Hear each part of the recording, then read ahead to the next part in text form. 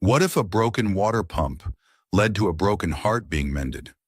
What if a simple act of kindness in a forgotten vineyard unraveled a secret so deep it could change not just one life, but an entire town? This is the story of a poor mechanic, a runaway heiress, and the land that brought them together when everything else had fallen apart. Before we begin, if you're someone who believes in second chances, quiet love, and the beauty of slow healing, then you're in the right place. Hit that subscribe button and turn on the bell so you won't miss more stories just like this one, where kindness becomes destiny and the smallest actions ripple the farthest. Now sit back, take a deep breath, and let me tell you the story of the woman behind the fence. A poor mechanic helped a girl with a broken pump. He had no clue she owned 3,000 acres of vineyards. The call came just before noon, when the California sun was already turning the tin roof of Tyler Kane's garage into a skillet. He wiped his hands on a rag, his palms slick with sweat and motor oil, and squinted at the unknown number flashing on his phone. "Tyler Kane?" a woman's voice asked. It was soft but clipped, like someone not used to asking for help. "Speaking," he said, tossing the rag over his shoulder. "I was told you handled mechanical repairs. Irrigation systems? Used to work those rigs up in Sonoma.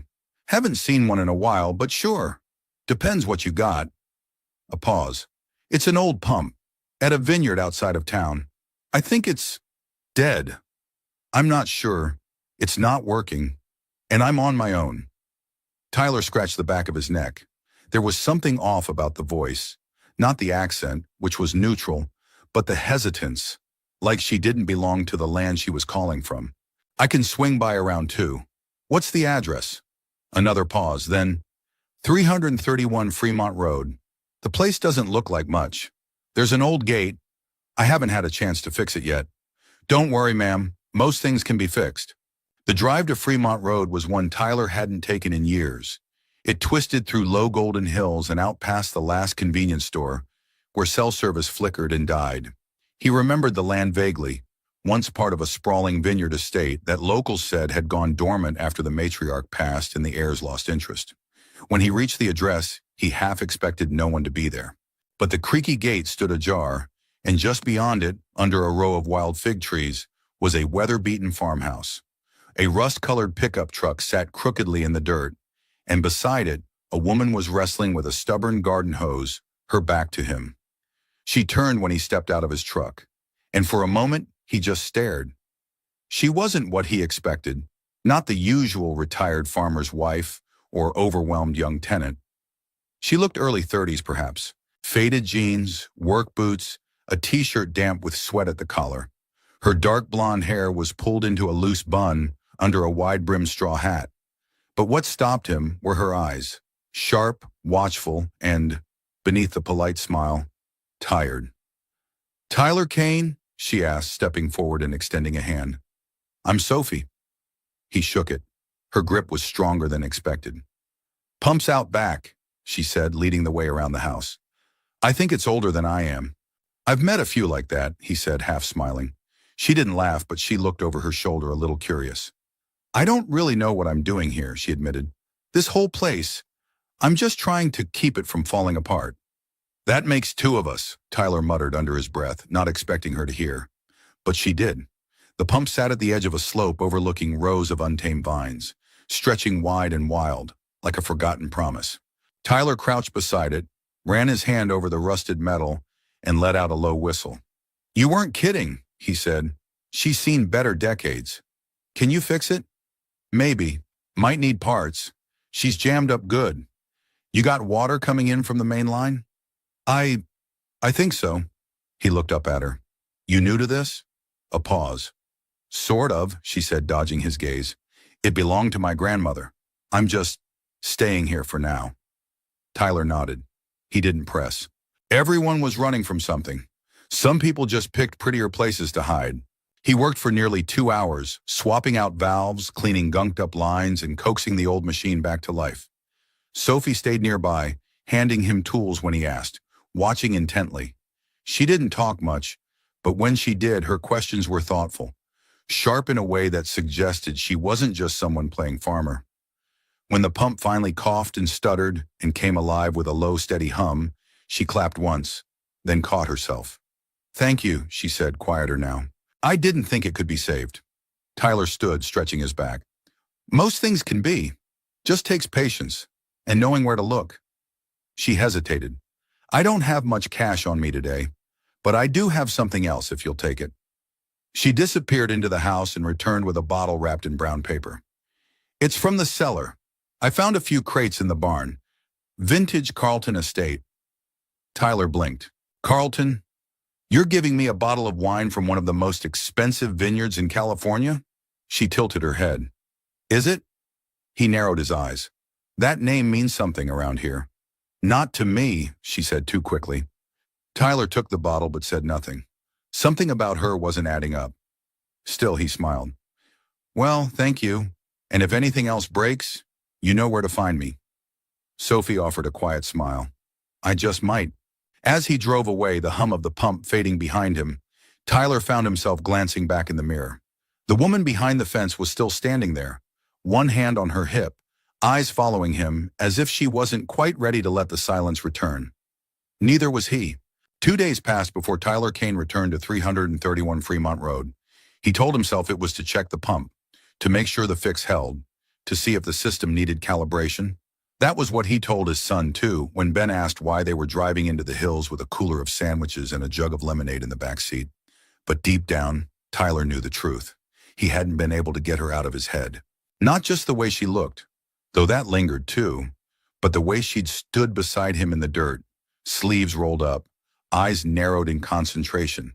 The way she seemed both fragile and fiercely guarded, like someone holding herself together with frayed string and sheer will. And that name, Carlton. She'd acted like it meant nothing. But in this part of California, it meant old money, legacy, and a vineyard empire once whispered about in wine circles. He told himself it was none of his business. But curiosity, like wild grapevine, had a way of creeping where it didn't belong. When they pulled up, the gate was open again. Sophie was in the same faded jeans and boots, standing on a ladder beneath an olive tree, pruning branches that had grown unruly. She looked over as the truck approached, her face momentarily unreadable, then relaxed into a small, genuine smile. "You came back," she said, hopping down. "Pump problems?" "Just wanted to make sure she's still humming," Tyler said, "and figured I'd bring some backup." Ben, 8 years old and full of questions, leapt from the passenger seat with the energy of a boy who'd spent too long around grown-ups in Greece. He made a beeline for a cluster of chickens pecking the edge of the yard. Sophie crouched to his level, unbothered by the dirt. "You like animals?" Ben nodded. "We don't have any, just a goldfish. My dad says we move too much for a dog." Sophie's eyes flicked to Tyler, softening. "Well, these girls are always happy to make new friends." She straightened, brushing soil from her knees. "Come on, I'll show you the vines." They walked past the old farmhouse, down a trail where the land sloped into rows of overgrown grapevines. Some were wild and tangled, others bare and dry.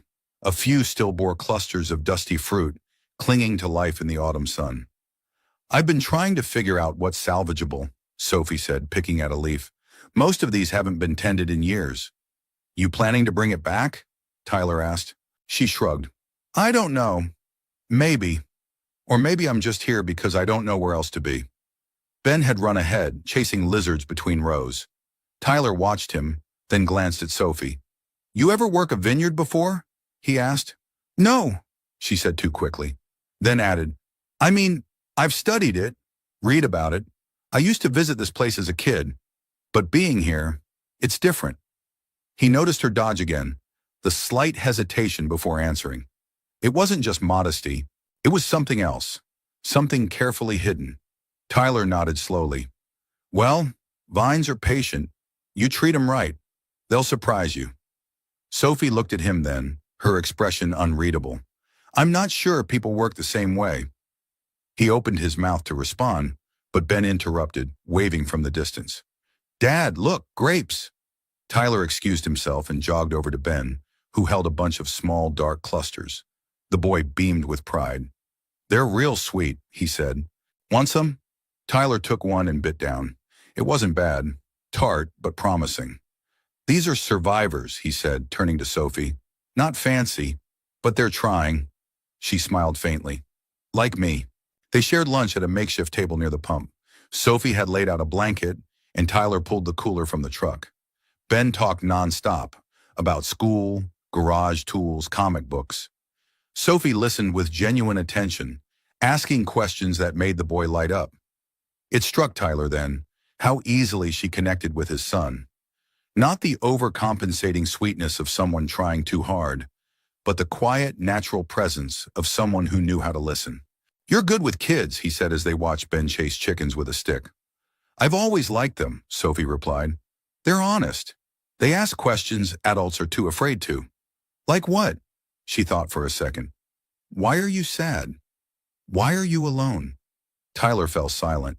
He picked at a blade of grass. "You don't strike me as someone who likes being alone."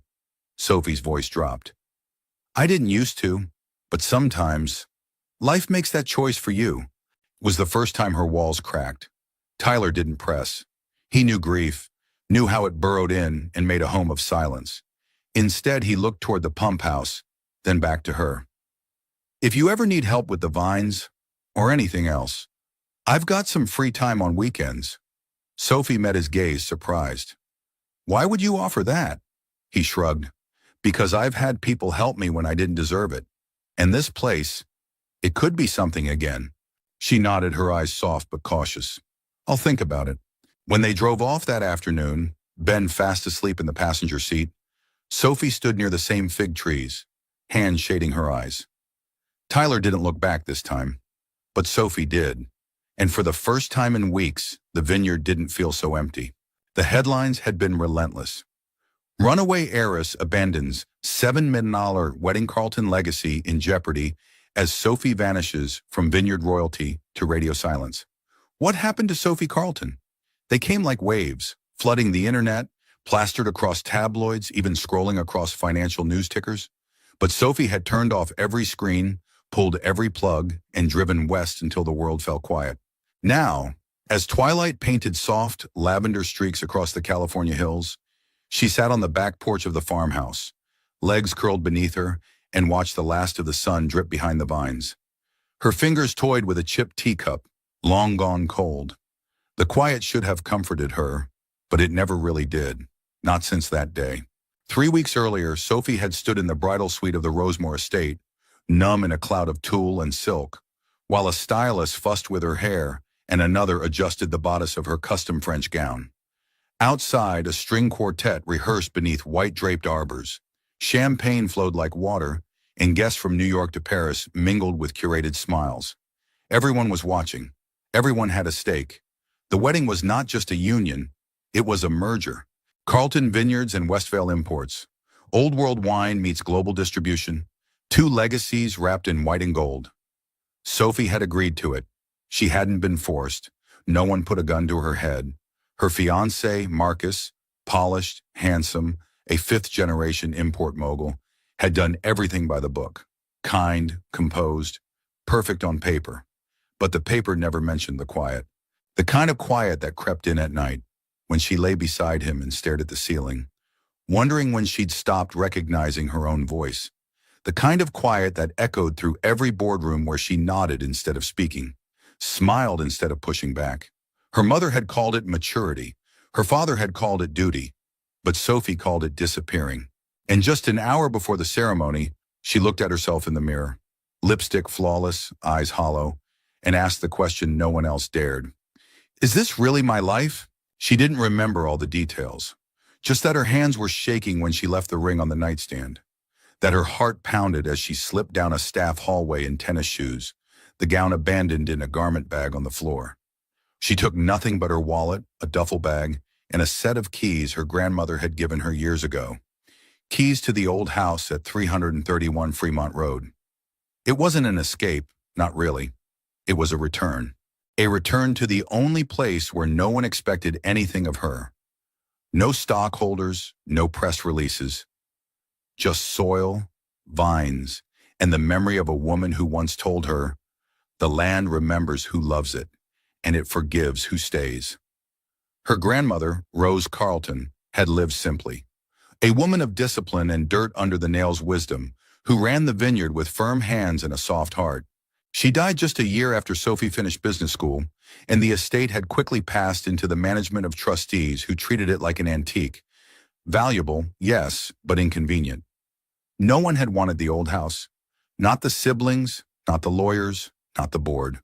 But Sophie had. Not as a business, as a refuge. She set the cup down now and stood, brushing off her jeans. The vines stretched out before her like veins, tangled, neglected, still alive. And for the first time, she wasn't sure what scared her more, that the vineyard might fail, or that it might come back to life and ask her to stay. A faint sound broke the silence. Chickens rustling in their coop, a screen door creaking. She turned. No one there. Just the wind. Her thoughts drifted again, this time to Tyler. The way he looked at her, not with curiosity or calculation, but with the steady gaze of someone who didn't need the whole story to offer a hand. He didn't know who she was, didn't seem to care. He just saw someone who needed help, and that somehow unsettled her more than the headlines ever had. People had always wanted Sophie Carlton, the heiress, the brand, the opportunity. But Tyler Kane had offered kindness to a woman in dirty boots and sunburnt shoulders. And that kindness had cracked something open in her. Inside, she pulled a box from the closet and dug through old notebooks, maps, and yellowed crop reports. At the bottom, tucked beside a worn leather journal, she found the photo. Her and Rose, hands muddy, holding a cluster of grapes and grinning into the sun. Sophie smiled. She hadn't smiled like that in years. She turned the photo over. In Rose's spidery handwriting, "Life doesn't come with blueprints, sweetheart. It comes with seasons. Let the vines teach you." Sophie closed her eyes. The season had come, not one of harvest, but one of returning, of pruning what no longer served, of planting something new, maybe even of letting someone in. Tyler hadn't planned on showing up again that weekend. He told himself he had 1,000 things to do. Brake pads waiting at the shop, a leaky sink at Mrs. Delaney's, Ben's science project still half finished on the kitchen counter. But when Saturday morning rolled in, golden and warm with the scent of late-season sagebrush, he found himself tossing a toolbox into the bed of his truck and heading for Fremont Road. He hadn't called ahead, didn't even know if Sophie would be there. But something about that place, about her, kept tugging at him like a rope anchored deep in the soil. Sophie was kneeling by the base of a trellis, gloved hands deep in the dirt, when she heard the crunch of gravel beneath tires. She straightened, brushing a strand of hair from her cheek, and shaded her eyes. Tyler stepped out, the morning sun catching the edge of his jaw, casting him in golden dust. "You brought tools," she said, arching a brow. "You mentioned wanting to rebuild the irrigation lines," he said casually. "Figured I'd lend a hand." She smiled, not quite able to hide the surprise in her eyes. "Hope you weren't expecting me to be handy," she said, gesturing to the mess of tangled hoses and rusted connectors behind her. "I've seen worse," he replied, crouching beside her. "A lot worse." For the next few hours, they worked side by side, knees in the dirt, hands blistered and stained. Tyler walked her through each step, how to clear clogs, patch cracks, realign the pressure valves. She listened carefully, occasionally making notes on a crumpled notepad. There was an ease between them now, fewer silences, more shared laughter. At one point, a burst of water shot sideways, soaking Tyler's shirt. Sophie gasped, then burst into laughter, her head thrown back, eyes shining. He grinned, wiping his face with his sleeve. "Guess I deserve that." "I didn't even touch it," she protested, still giggling. "The pump has a wicked sense of humor." "That's what happens when you try to wake up something that's been asleep too long," he said, not entirely joking. She paused, the laughter softening in her chest. "Yeah," she said quietly. "I know the feeling." They didn't speak for a moment, just the sound of distant birdsong and the wind moving through the vines. Tyler handed her a wrench. "Here, you finish this one." She hesitated. "What if I break it?" "Then we fix it." Sophie took the tool and crouched, carefully tightening the bolts. It wasn't perfect, but it held. She looked up at him, a bit proud. "Well, not bad for a city girl," he teased. She rolled her eyes. "I'm not a city girl." He studied her face, the stubborn smudge of dirt on her cheek, the way the sun lit the gold in her hair. "No," he said softly, "you're not." By noon they'd repaired the main line to the lower vineyard. Tyler wiped his hands on his jeans and stretched, wincing. Sophie tilted her head. Hungry? He glanced toward the truck. Didn't pack lunch this time. I did, she said. Sort of. She led him to the back of the farmhouse where an old wooden table had been dragged into the shade. On it sat a mismatched spread. 2 chipped plates, fresh bread, sliced apples, goat cheese, and a bottle of water wrapped in a dish towel. I found this stuff at the farmer's market, she said, a little shy. Figured I should try making something with it. He sat. Looks better than anything I've eaten this week. They ate quietly at first, the way people do when food is too good for talk. Eventually their conversation drifted, from small things like favorite books and terrible weather to deeper currents. Sophie told him about her grandmother's notebooks, the ones she was studying to learn the rhythms of the land. Tyler told her about his father, a steel worker who believed in hard hands and quiet faith. I think he would have liked this place, Tyler said. Said the best kind of people are the ones who know how to stay put. Sophie was silent for a moment. I've never been good at staying put. Maybe you just haven't found the right place. She looked at him, something flickering in her eyes. And what about you? Ever think about leaving this town? Used to, he admitted, back when I thought there was something better out there. And now? He looked past her, to the hills glowing in the afternoon light. Now I think, maybe better isn't somewhere else. Maybe it's someone else. Her breath caught, just slightly, but before she could respond, the sound of footsteps interrupted them. Ben came bounding around the corner, holding a crumpled drawing. Dad, look what I made for Miss Sophie. He held up a pencil sketch. Grapevines under a sunset, a little house, and 3 stick figures. A man, a woman, and a boy. Sophie knelt to examine it. This is beautiful, Ben. Is that us? He nodded eagerly. I made it while you were fixing pipes. You should hang it on your fridge. She smiled, and for a brief second, emotion flickered behind her eyes, something close to longing. She ruffled his hair. I just might, she whispered. Later, as Tyler packed up, Sophie walked him to the truck. Thanks for coming, she said. You're welcome. I mean it, she said, meeting his gaze. You didn't have to. He shrugged. Most things worth doing don't come with a have to.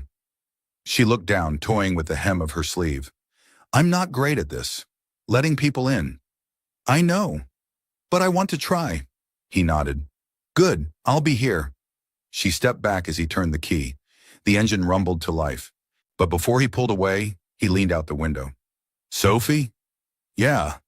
That lunch? He smiled. You're definitely not just trying. She laughed, and the sound followed him down the road like a warm wind through the vines. The whispers started at Hattie's Diner, like most things did in Calverton. Tyler didn't hear them at first. He was too busy rebuilding a transmission for a neighbor's rusted pickup and helping Ben rehearse a diorama presentation about the gold rush. But the hum of small-town rumor, once set loose, moved like wildfire through dry summer grass. It began with a photo, grainy, taken from a distance, but recognizable. Tyler and Sophie standing under the arbor of the vineyard, laughing, his sleeve rolled to the elbow, her face turned toward him, sun-dappled and unguarded. Ben could be seen in the background, chasing chickens. The caption was simple. Looks like someone's back in town, and not just for the grapes. It had been posted anonymously on a local blog that specialized in nostalgia and neighborly gossip. Most of the time it was harmless. A lost dog, a recipe swap, debate over who made the best peach cobbler at the harvest fair. But not this time, because people in Calverton remembered the Carltons. They remembered the grandeur of the vineyard, the high society galas, the scandals when the estate faltered. And they remembered Sophie, though only as the picture-perfect daughter who left and didn't look back.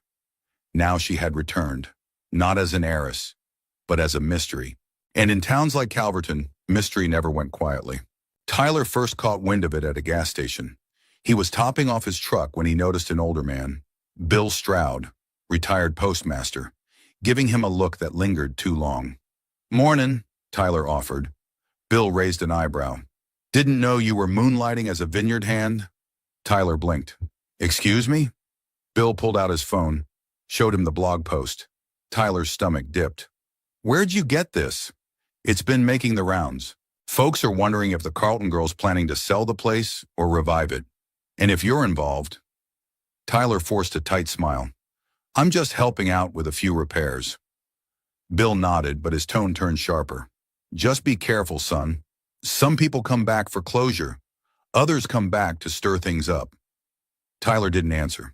He drove off, blood buzzing in his ears. Later that day at the garage, Tyler found Sophie waiting for him. She stood by the workbench, arms crossed, holding her phone. Her expression was taut, shoulders square, chin lifted, but there was something in her eyes that looked like betrayal. You've seen it, she said. I have. I didn't know someone was watching us, she added quickly. I swear, I didn't. I know, he interrupted gently. I believe you. That seemed to soften her, but only slightly. They know who I am now, she said, voice lowering. Not just the town, everyone. That blog is already syndicated. It'll go national by morning. Tyler wiped his hands on a rag. What do you want to do? I don't know, she whispered. I thought I could just live quietly, reclaim the land, be anonymous, but I should have known better. She looked at him then, really looked, and the wall between them grew taller in an instant. You're part of this now, she said, guilt lining her voice, and I never meant to drag you into it. You didn't, Tyler said firmly. I walked in willingly. I wasn't honest with you, Tyler. No, he agreed. You weren't. She winced. He took a step closer. But I think I understand why. Her voice cracked. Do you?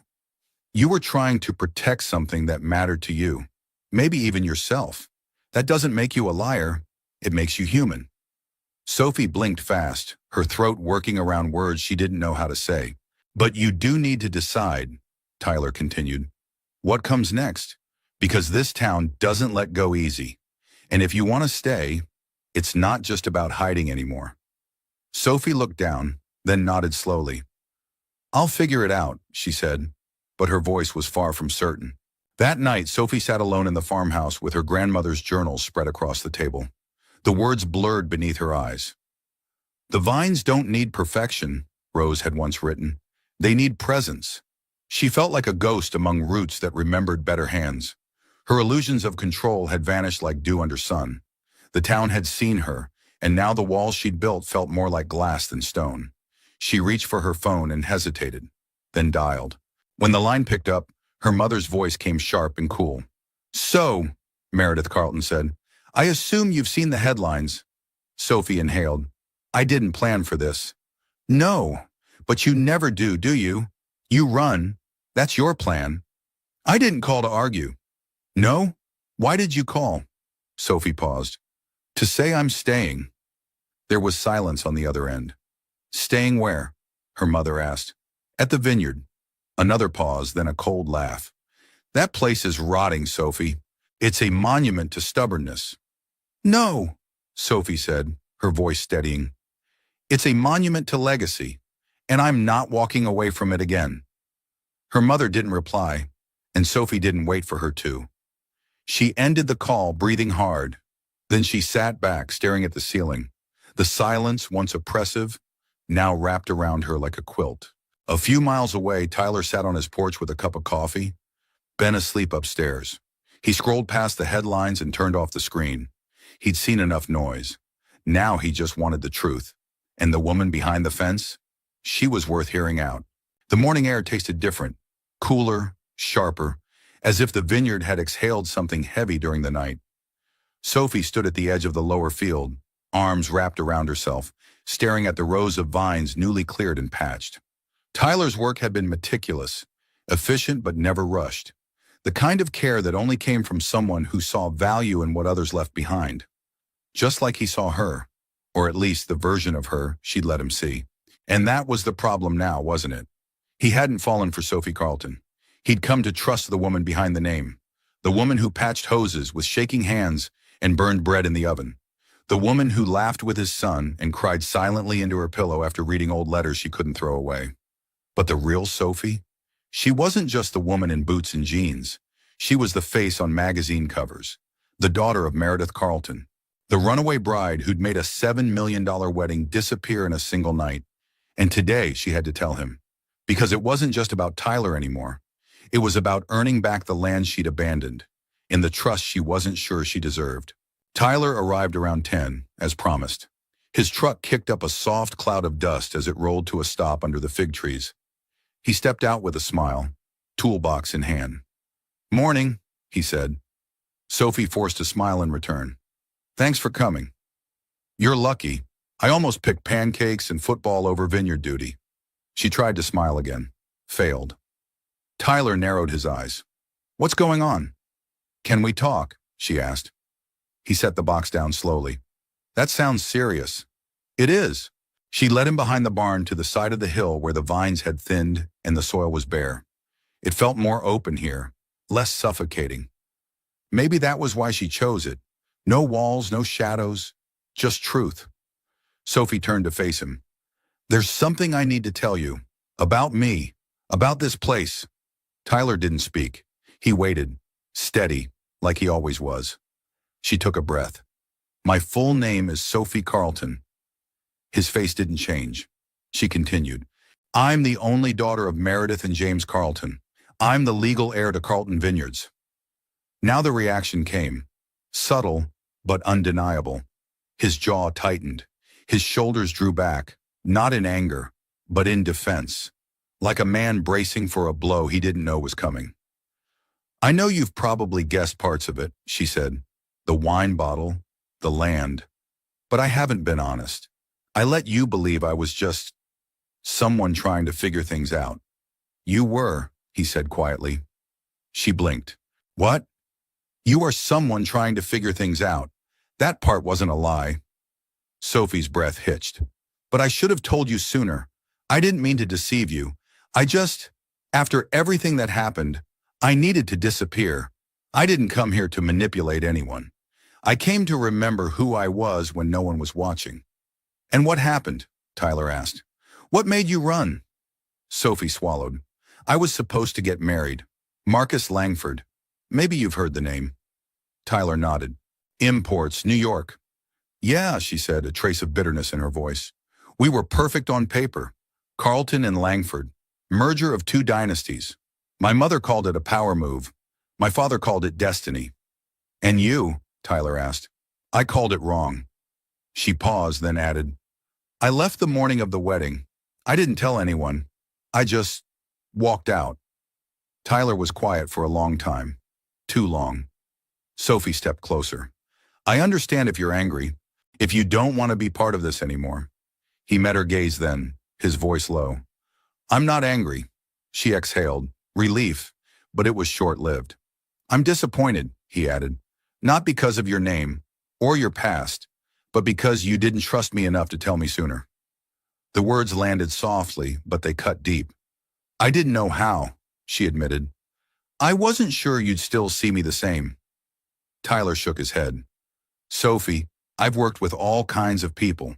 Some who wore $1,000 suits, some who didn't have 2 dimes to rub together. But trust? That's not about income. It's about truth." She bit her lip. "So? What now?" "I need some time," he said. "This isn't nothing, and I have a son to think about. He likes you, I like you, but we've been here before. Me, trusting too fast." The pain in her chest was sharp but deserved. "I'm sorry," she whispered. "I believe you," he said. "But believing someone and trusting them? 2 different things." That night, Tyler stood at his kitchen sink, staring out the window as Ben colored at the table. "She looks scared," the boy said suddenly. Tyler turned. "Who?" "Sophie. Today. When you left." Tyler didn't answer right away. Ben set down his crayon. "Did she do something bad?" "No," Tyler said. "She just didn't know how to be honest yet. Are you going to stop going to the vineyard?" "I don't know." Ben frowned. "I hope not. I like it there." Tyler nodded slowly. So did he. Back at the farmhouse, Sophie sat on the floor beside a half-unpacked box of old letters. Her hands trembled as she unfolded a note her grandmother had written before she passed. "Forgiveness isn't a transaction, sweetheart. It's a practice. Just like pruning a vine, cutting what hurts to give room for new growth." She pressed the letter to her chest, closed her eyes. Tyler hadn't shut the door, but he'd stepped back. Now it was up to her to earn his return. not with charm, but with roots. The vineyard was quiet, not just the usual stillness of rural California in late afternoon, but the kind of silence that feels earned, like the land was holding its breath along with her. Sophie sat on the back steps of the farmhouse, her boots dusty, her hands streaked with soil and grease from a morning spent alone fixing drip lines that probably didn't even need fixing. She wasn't working for progress. She was working to stay busy. Since Tyler left 3 days ago, she hadn't seen him. No texts, no calls, no soft rumble of his truck down the gravel path. The silence stretched long and unforgiving, like a fence she didn't know how to climb. But he hadn't slammed the gate either, and that mattered. Still, every time she heard an engine in the distance, or a door slam 2 fields over, her stomach twisted with hope she wasn't ready to admit. Inside, she shuffled through more of her grandmother's old paperwork, crop rotation notes, rainfall logs, receipts for barrels from Napa cooperatives. Tucked into one folder was a map of the vineyard from decades earlier, carefully labeled in Rose Carlton's spidery hand. Block A, Petite Syrah. Block B, Zinfandel Block. C, Reserved. Ben's Rose. Sophie paused. She didn't remember an employee named Ben. She traced the lines with her finger, noting the years, 1995-2000. Then it clicked. Rose used to sponsor at-risk teens from the nearby county youth program. One of them, a quiet, polite boy named Ben, had worked summers here, and Rose always treated him like family. She once said the boy reminded her that some vines just need better soil. Sophie sat back, heart tightening. She realized, not for the first time, that she was standing on a legacy much larger than money or a last name. It wasn't just wine. It was work, redemption, belonging. She walked outside, past the lower fields, and into Block C.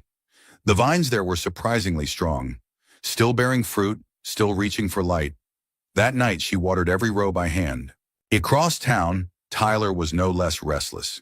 He moved through his small kitchen making dinner he didn't feel like eating, while Ben hummed from the living room, working on another drawing.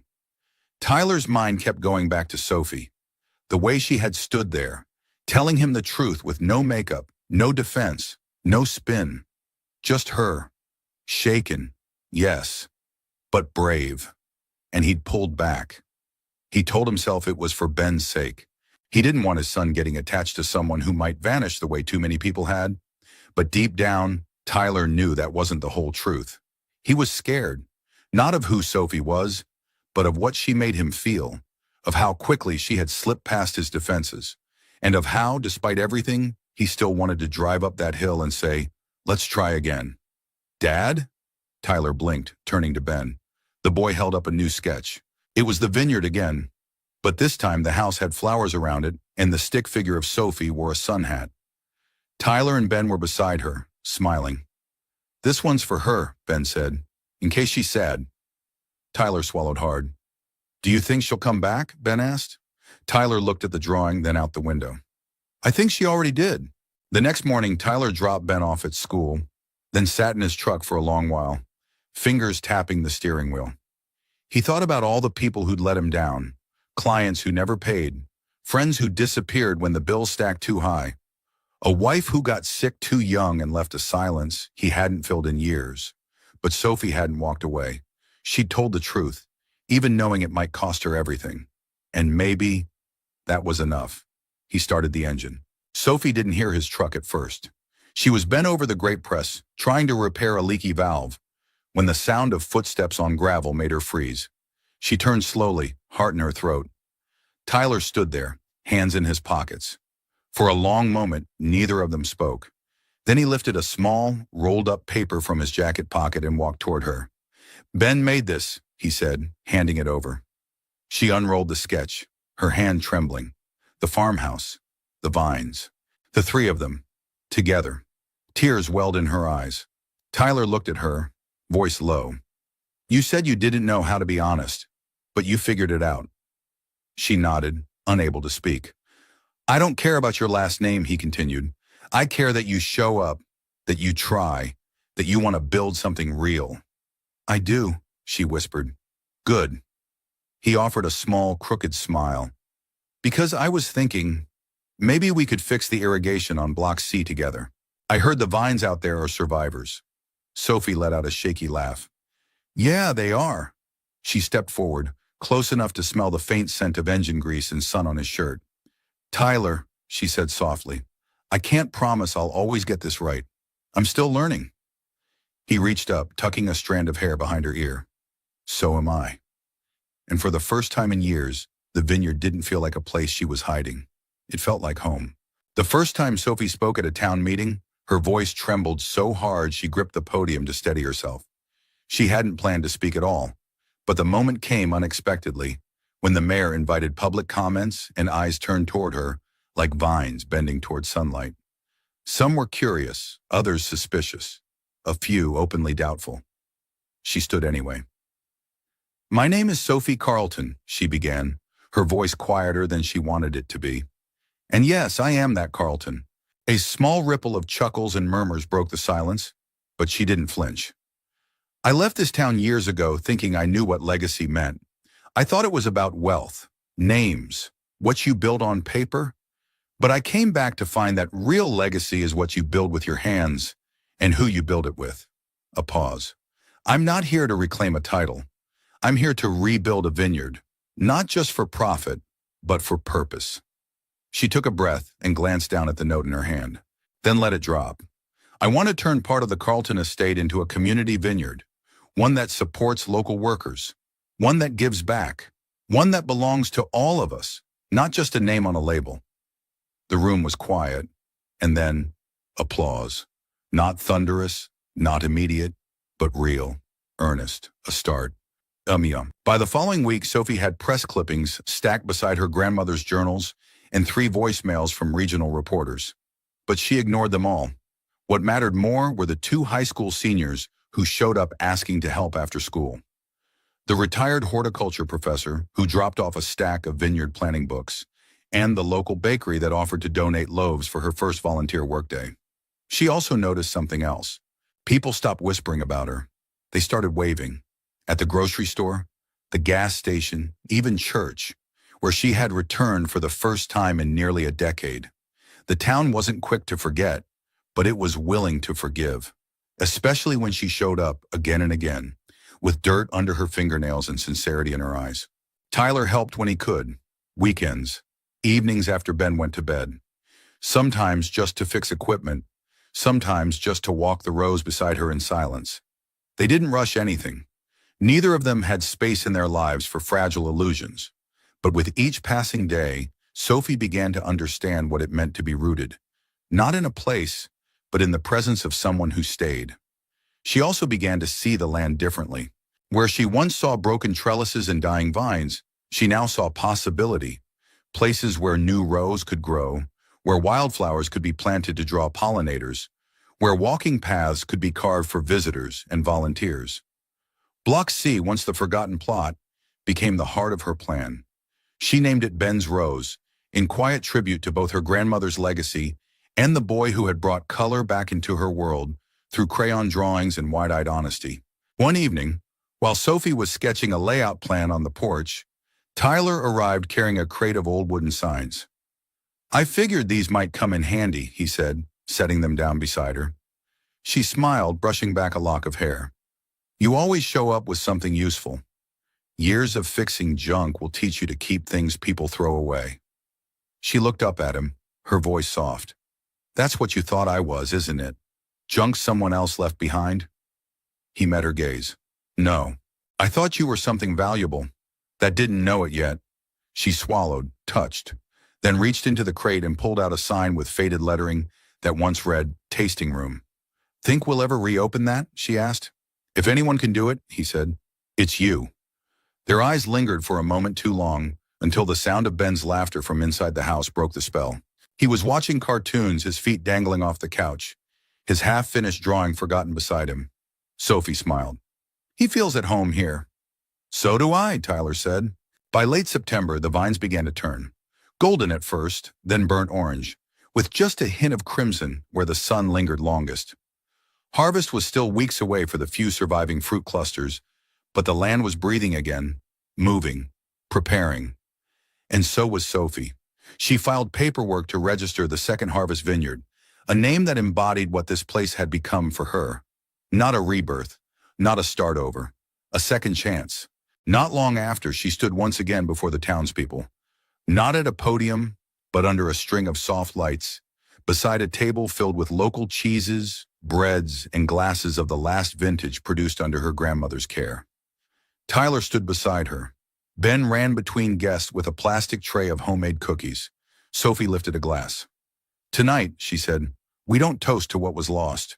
We toast to what can still be found. In the soil, in each other, and in the unexpected ways we grow." The clinking of glasses echoed through the vineyard like wind through leaves. And for the first time, Sophie didn't feel like a stranger in her own name. She felt like someone worth knowing, on her own terms. They came in twos and threes, old-timers in flannel, teenagers in dusty sneakers, women with sun hats and warm casseroles, a retired Marine with a prosthetic leg and a toolbox bigger than Tyler's. Even Pastor Harris, who rarely ventured beyond the church steps, rolled up his sleeves and hauled wheelbarrows like a man half his age. It wasn't the gala Sophie's mother would have planned. It was better. It was the first volunteer day at the Second Harvest Vineyard, and by mid-morning the rows of vines were buzzing with life. Not just the hum of bees and the clink of tools, but voices, stories, laughter. People who once looked at Sophie Carlton with suspicion now waved as if they'd known her all along. Sophie stood at the top of the slope, clipboard in hand, taking it all in with a stunned kind of awe. "You okay?" Tyler's voice came from behind her, low and warm. She turned, smiling. "I'm overwhelmed, honestly." He nodded. "Good kind or bad kind?" "The kind that feels like grace," she said, eyes shining. Tyler looked at her for a long moment, then reached into his back pocket and pulled out a folded piece of paper. "What's this?" she asked. "Ben made a sign. Thought you might want to hang it somewhere." She unfolded the drawing. Crayon letters, crooked and charming, spelled out, "This place makes good things grow." Below it, 3 stick figures stood under a giant vine. One tall, one medium, one small. Sophie blinked rapidly. "He's something else," Tyler chuckled.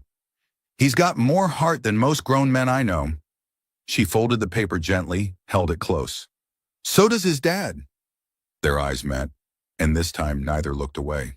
Later that afternoon, after the last row had been weeded and the final shovel set down, Sophie brought out lemonade and cookies, and everyone gathered under the arbor to rest. The conversations drifted.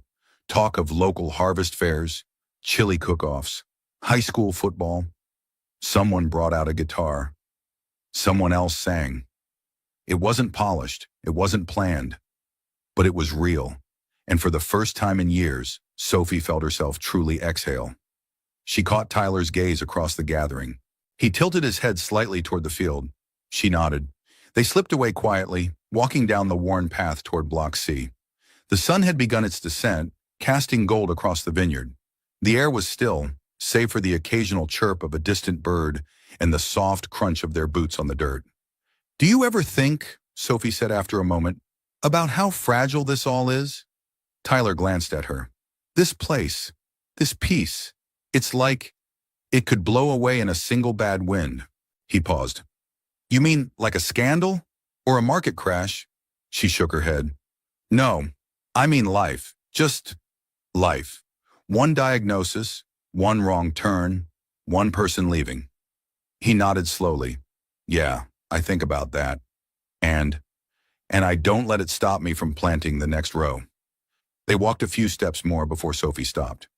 "Tyler," she said, turning to face him, "there's something I haven't said. Not really, not out loud." He waited. "I came back here because I was lost, and I thought if I could disappear into this place, maybe I'd stop feeling so hollow. But it wasn't the land that saved me. It was you, and Ben, and this town, and the work, and—" She hesitated, then exhaled. "I don't want to build this alone." Tyler stepped closer, close enough for her to see the tiny flecks of gold in his hazel eyes. "You're not alone," he said simply. Then without fanfare or hesitation, he reached for her hand. Their fingers laced together, naturally, as if they'd been made for that, as if all the distance they'd traveled, emotionally, physically, spiritually, had led to this moment. She smiled. "You're really not afraid, are you?" He tilted his head. "Of what?" "Of loving someone who's still learning how to stay." Tyler's expression turned serious. "No," he said. "I'm more afraid of letting her go before she realizes she can." That evening, the town buzzed quietly about what they had seen. Sophie Carlton and Tyler Kane walking back up the Vineyard path hand in hand. No announcements, no big declarations, just a steady, simple return. At the bakery the next morning, someone said, "About time." At the hardware store, someone else said, "Did you see the way he looked at her?" And at the church, Pastor Harris smiled and whispered to his wife, "I think that vineyard finally found its roots again." She patted his hand. "No, dear, they did." At the farmhouse, Sophie pinned Ben's drawing beside the kitchen door. She stared at it a long time, 3 figures beneath a vine, and added a fourth, a dog, just a doodle, a promise. Then she stepped out onto the porch where Tyler waited, coffee in one hand and plans for a new irrigation grid in the other. She looked at the map, then at the sky. "Let's plant something new," she said. He smiled. "Let's." There's a quiet kind of satisfaction in digging into the earth. Not the flashy, romantic kind they show in movies. No swirls of golden light or orchestras in the background. Just the rhythmic scrape of shovel against soil, the occasional grunt when a stubborn root won't let go, and the way your back aches at the end of the day in a way that feels right. It was how Sophie spent her mornings now, and Tyler was always there beside her. They didn't talk much while they worked. They didn't need to. Their communication had become its own language. Small nods, half smiles, the passing of tools without needing to ask. It was the kind of comfort that came from showing up day after day, choosing presence over performance. Sophie marked the final row in Block C with a stake, tying it with twine as Tyler adjusted the line of the irrigation hose. "That's the last of it," she said, brushing her hands on her jeans. Tyler stood, wiping sweat from his brow with the back of his hand. "You know, for someone who used to wear designer heels, you're not bad with a shovel." She grinned. "My grandmother used to say, 'You can't drink wine from a field you won't touch.'" "Smart woman," he said. "You take after her." Sophie paused, her smile fading into something softer. "I'm trying." He looked at her, eyes kind. "You're doing." That afternoon, Sophie gathered a group of the Vineyard's new volunteers under the shade of the arbor. Mostly seniors, young adults, and parents with kids who just needed a place to be. She spoke briefly, sharing plans for the community grafting project, where locals could sponsor individual vines, learn to tend them, and eventually bottle small batch wine with their names on the label. It was part business, part outreach, but mostly it was personal. "I want this land to give back the way it gave to me," she said. "Not just grapes, but healing, opportunity, belonging." The crowd clapped. A few wiped tears. Tyler, standing near the back, watched her with quiet pride. Not because she spoke eloquently, though she did, but because she wasn't hiding anymore. In the days that followed, Sophie worked alongside everyone. She didn't supervise from the porch. She knelt in the dirt, bandaged blisters, showed the teenagers how to trellis vines, and the retirees how to identify mildew. She laughed when someone tripped into a sprinkler. She cried quietly, the first time someone referred to the vineyard as ours. One morning, a woman arrived unannounced. She stepped from a black SUV, heels crunching gravel, her tailored linen coat spotless in the dust. Meredith Carlton. Sophie stiffened, brushing dirt from her knees as her mother approached. "I read about the project," Meredith said, not offering a hug. "It seems ambitious." "It's working," Sophie replied. Meredith looked past her, toward the fields where vines stretched confidently toward a sky they had once feared. "I always thought you'd outgrow this place," Meredith said, "not try to resurrect it." "I'm not resurrecting anything," Sophie said calmly. "I'm finally living it." Her mother studied her, long and hard. "Is that man part of this?" "Yes." Meredith's lip curled slightly. "He's not from our circle." "No," Sophie said. "He's better." Silence. Then Meredith's eyes drifted to Ben, who was helping hammer a new wooden sign into the ground. His laughter echoed, bright and full. "He seems happy," Meredith said, softer now. "He is." "And you?" Sophie looked at the rose. At Tyler's figure in the distance, shirt sleeves rolled, sun in his hair. At the people gathered not for profit or prestige, but because they believed in something being built with love. "I'm home, Mother," Sophie said. Meredith nodded once. "Then I won't stand in your way." It wasn't a blessing, but it was a beginning. That evening, Sophie stood alone in the vineyard as the sky melted into watercolor. Tyler joined her quietly, handing her a cup of coffee. "How'd it go?" he asked. "She came. She saw. She disapproved." Sophie smirked. "Then she left." He chuckled. "Progress." Sophie sipped the coffee, savoring its warmth. "She may never understand, but that's okay. I'm not doing this for her." "No," Tyler said. "You're doing it for you. And for them." "You're right." He nodded toward the volunteers cleaning up tools, waving as they passed. "And for us," he added. Sophie's eyes met his. "Is that what we are now?" He stepped closer. "I'd like to think so." She leaned her head against his shoulder, and they stood that way a long while, watching the last light touch the vines. It was quiet again. But this time, it wasn't empty. It was peace. The vineyard woke early that morning. Even before the sun rose, headlights lit up the dusty road to Fremont Road. Trucks rolled in, engines purring softly like animals waiting to be fed. People emerged in flannel shirts and faded jeans, gloves tucked in pockets, coffee cups steaming in their hands. It was harvest day, the first in more than a decade. Sophie stood near the top of the hill, wearing her grandmother's old straw hat and holding a clipboard smudged with notes and assignments. Her boots were caked with dirt, her shoulders sore from days of preparation, but her heart beat steady, grounded.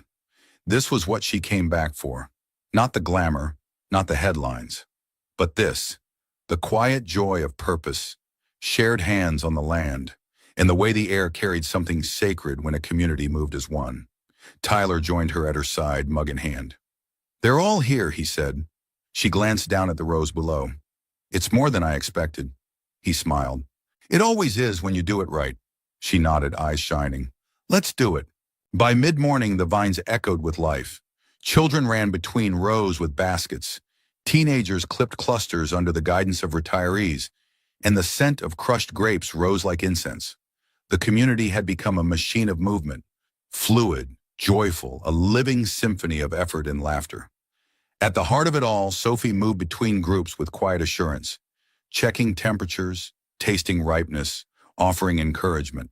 She carried a small satchel across her chest with Rose Carlton's handwritten harvest notes inside, worn soft at the edges. Ben, wearing an oversized straw hat of his own, followed Tyler like a shadow, offering water bottles and asking 1,000 questions per hour. "How do you know when the grapes are ready? Why do some look dusty? Can we make purple juice instead of wine?" Tyler chuckled, ruffling his hair. "One question at a time, partner." Sophie caught sight of them from across the rows and smiled to herself. She never could have planned this, and yet it felt like everything had unfolded exactly as it should. By noon, the harvest was complete. The final crates were stacked in the shade, full and fragrant, ready to be pressed. Sophie gathered the group under the arbor, where tables had been laid with food. Pasta salad, roast chicken, cornbread, pies, and bottles of lemonade that shimmered like liquid sunlight.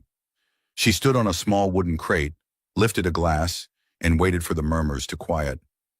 "I was 13 the last time this land saw a harvest," she began. "I remember my grandmother holding up a single cluster of grapes and saying, 'It's not the fruit that matters most. It's the hands that brought it here.'" She paused, looking over the sea of familiar and new faces. "Today, those hands are yours. This vineyard was asleep for a long time. So was I. And it was your kindness, your time, your belief that brought us both back."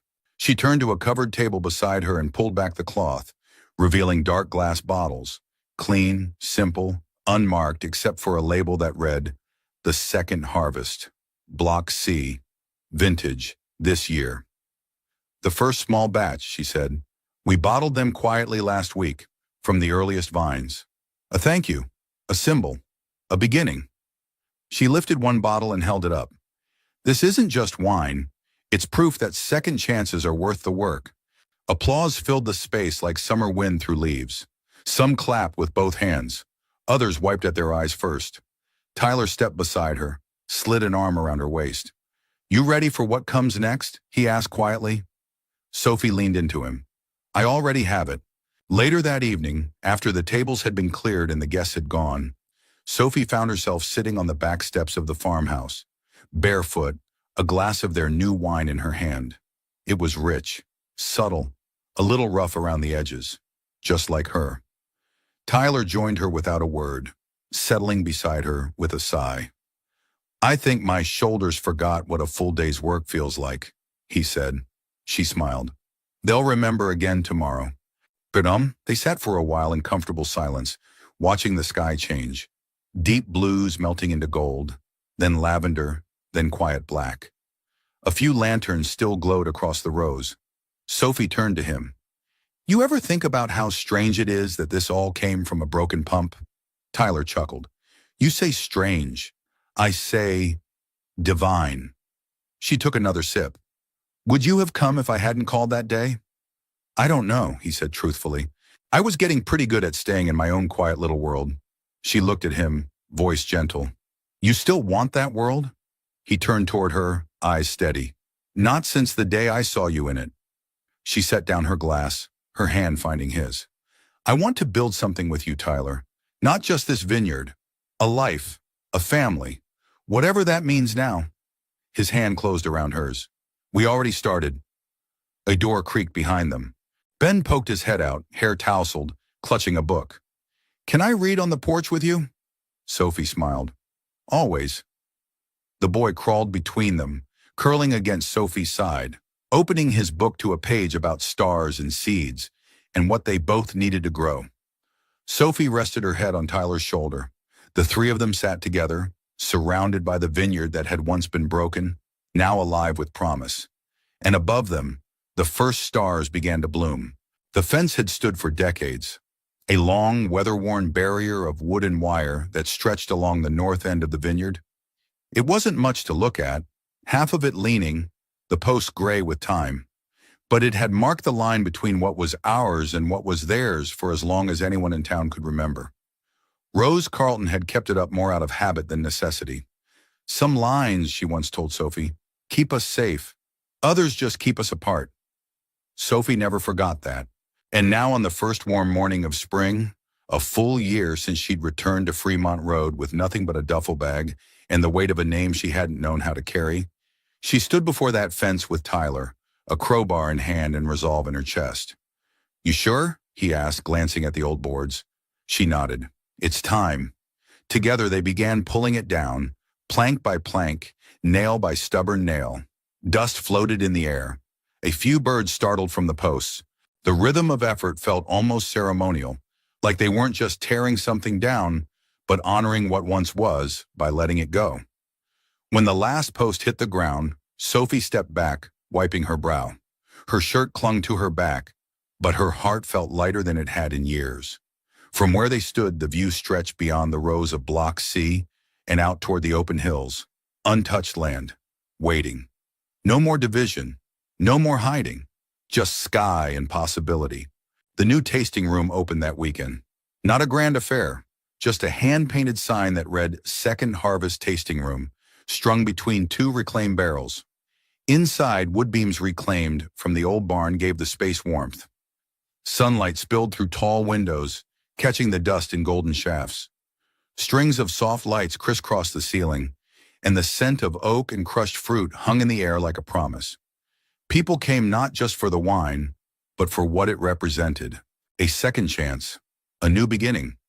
Something born not out of prestige or profit, but of roots and resilience. Sophie poured the first glass herself. She wore a simple cotton dress and her grandmother's locket. Behind the bar, Tyler wiped down glasses while Ben arranged crackers on a tray with the careful precision of a boy who took pride in small things. As the first guest walked in, neighbors, friends, people who once watched her from behind curtains and now embraced her with genuine warmth, Sophie felt no fear, only gratitude. Later that evening, when the crowd had thinned and the laughter settled into hums and slow music, Tyler took Sophie's hand and led her outside. They walked past the rows, now leafing bright green with spring, past the last of the tool sheds and into the clearing where the fence once stood. There, under a new arbor Tyler had built by hand, stood a long wooden bench. On it, carved carefully into the backrest, were 4 simple words: love, labor, land, legacy. Sophie ran her fingers over the grooves. "It's perfect," she whispered. "It's yours," he said. "Ours." They sat, shoulders brushing, silence stretching warm between them. After a moment, she leaned her head on his shoulder. "I used to think I had to become someone else to be loved, to be chosen." "You don't have to be anyone but you," he murmured. "You were always enough." She closed her eyes. Let the words sink deep like rain into soil. "I want to grow old here," she said softly. "With you, with Ben, with vines and sun and chickens and too many weeds." Tyler chuckled. "I can handle the weeds." "I know," she said smiling. "You always could." That night, after Ben had fallen asleep on the couch with grape juice on his shirt and grass in his hair, Sophie stood at the kitchen window, looking out into the dark vineyard. The stars were bright, the vines were quiet, and for the first time in her adult life, she wasn't waiting for the other shoe to drop. There would still be storms. There would still be droughts and disappointments, and maybe even days when fear crept in. But now she knew what to do when things broke. You fix them. With your hands, with your heart, with the people who stay. She turned toward the table, where a bottle of Second Harvest, Block C, sat uncorked, 2 glasses half full. She picked up the label, handwritten, slightly crooked, and smiled. It wasn't perfect. It was honest.